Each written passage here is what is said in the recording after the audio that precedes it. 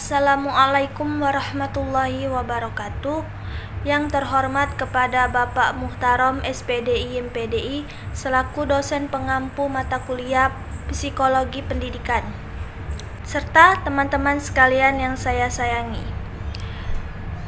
Di sini kami dari kelompok 8 ingin mempresentasikan hasil diskusi kami yang berjudul Pendekatan Behavioral Klasik dan Operan untuk Pembelajaran. Sebelum kami menjelaskan materi, ada baiknya kami memperkenalkan diri terlebih dahulu. Di sini saya Tiara Riviana dengan ujung NIM 26 selaku moderator dan juga sebagai pemateri pertama, serta rekan saya yang bernama Wijayanti dengan ujung NIM 08. Baiklah, itulah hasil perkenalan diri dari kami. Presentasi pertama akan saya bacakan. Pengertian behavioral.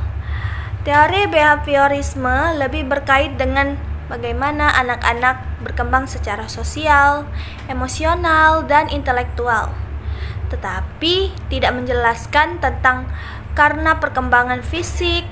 Banyak orang yang menyetujui bahwa perkembangan fisik berkaitan dengan genetika atau keturunan yang ditemukan berdasarkan gen dari kedua orang tuanya, sehingga dengan demikian tidak mempengaruhi perilaku anak. Teori belajar behavioristik adalah sebuah teori yang mempelajari tingkah laku manusia. Menurut Desmita tahun 2009 pada halaman 44, teori belajar behavioristik merupakan teori belajar memahami tingkah laku manusia yang menggunakan pendekatan objektif, mekanistik, dan materialistik, sehingga perubahan tingkah laku pada diri seseorang dapat dilakukan melalui upaya pengkondisian. Selanjutnya, pendekatan behavioral klasik dan operan untuk pembelajaran. Pendekatan behavioral klasik memiliki operan untuk pelaksanaan pembelajaran yang dilakukan dengan operan conditioning dan classical conditioning, yaitu operan conditioning adalah operan suatu proses penguatan perilaku operan atau penguatan positif atau negatif yang dapat mengakibatkan perilaku tersebut dapat berulang kembali atau menghilang sesuai dengan keinginan.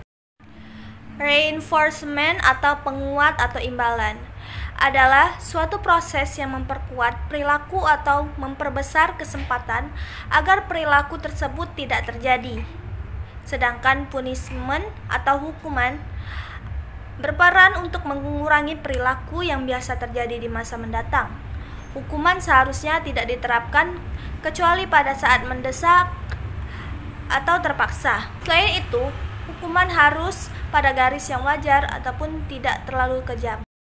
Saving atau pembentukan respons merupakan suatu teknik yang dilakukan dengan cara menguatkan individu pada setiap kali bertindak ke arah yang diinginkan. Extinction atau eliminasi kondisi merupakan perlakuan dengan menghilangkan perilaku yang dipelajari. Generalisasi dan diskriminasi. Generalisasi merupakan penyamarataan perilaku atau respons stimulus yang sama untuk diaplikasikan dalam bentuk yang lain. Baiklah, itu saja yang bisa saya sampaikan. Materi yang selanjutnya akan disampaikan oleh teman saya yang bernama Wijayanti. Kepada Wijayanti saya persilakan. Langkah-langkah dalam pembelajaran yang dapat ditempuh berdasarkan teori operation conditioning antara lain 1. Mempelajari keadaan kelas. 2. Memperkuat perilaku positif. 3. Membuat program pembelajaran. 3. Tokoh-tokoh teori behavioristik. A. Biografi B.F. Skinner. B. John B. Weston. C. Ivan P. Pavlov. Berikut adalah aplikasi operan conditioning terhadap pembelajaran adalah sebagai berikut. A. Bahan yang dipelajari dianalisis sampai pada unit-unit yang terkecil. B. Hasil belajar harus segera diberitahukan kepada siswa jika salah. dibetulkan, dan jika benar diperkuat. Dalam proses pembelajaran dikenakan hukuman. D. Dapat pendidikan mengutamakan mengubah lingkungan untuk menghindari pelanggaran agar tidak menghukum. E. Tingkah laku yang diinginkan pendidik diberi hadiah. F. Hadiah yang diberikan kadang-kadang jika perlu. G. Tingkah laku yang diinginkan dianalisis kecil-kecilnya semakin meningkat sampai tujuan. H. Dalam pembelajaran sebaiknya digunakan pembentukan spinning. I. Mementingkan kebutuhan yang akan menimbulkan tingkah laku operan. 2. Classical conditioning atau pengondisian klasik. Classical conditioning atau pengondisian klasik merupakan teori yang menjelaskan bagaimana seseorang kadangkala mempelajari respon-respon stimulus atau lebih yang muncul hampir pada waktu yang sama. Prinsip-prinsip conductual conditioning antara lain yaitu 1. Granulasi perangsangan. Dalam Kamus Psikologi karangan P.J. Kaplan, granulasi perangsangan berarti prinsip yang mengatakan bahwa apabila subjek telah dikondisikan untuk memberikan reaksi terhadap satu stimulus, maka perangsangan yang akan mirip dibandingkan pula generalisasi perangsangan akan mengacu pada proses respon yang dikondisikan berpindah ke perangsangan lain yang mirip dengan rangsangan kondisi yang aslinya. Contoh, misalnya dalam agama Islam diajarkan bahwa ketika ada yang membaca Al-Quran, mengumandangkan azan, maka kita harus diam untuk mendengarkannya. 2. Diskriminasi. Diskriminasi ini merujuk pada suatu yang dipelajari tidak untuk merespon stimulus yang mirip dengan cara yang sama. 3. Existing.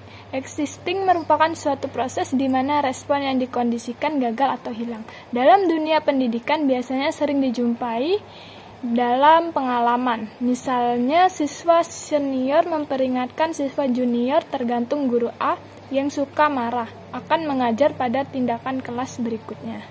Penerapan pendekatan behavioral klasik dalam pembelajaran yaitu sebagai berikut.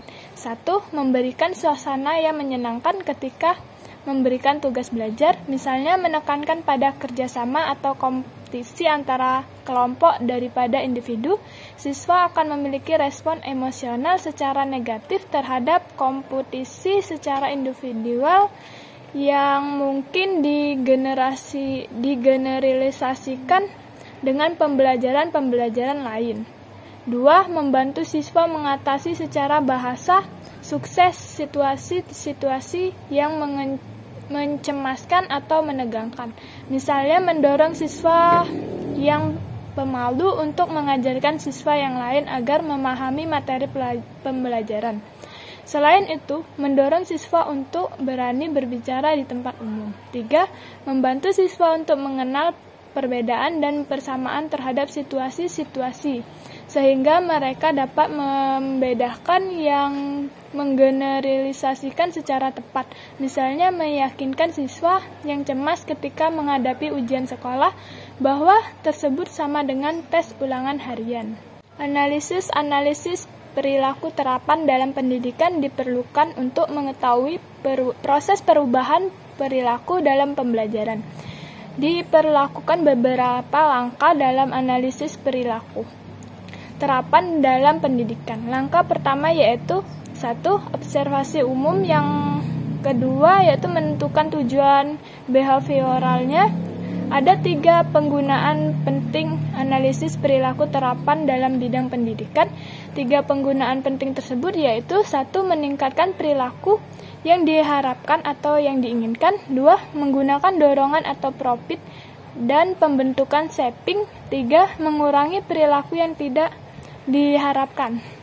Teori kognitif sosial merupakan gabungan antara teori behavioristik dengan penguatan dan psikologi kognitif dengan prinsip modifikasi perilaku penerapannya dalam pembelajaran sebagai berikut.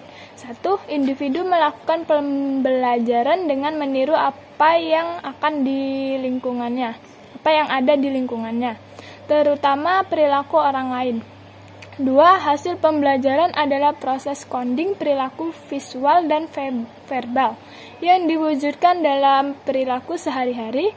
3. Kemampuan memikirkan dan mengamati perilaku. 4. Individu belajar dengan cara mengamati orang lain.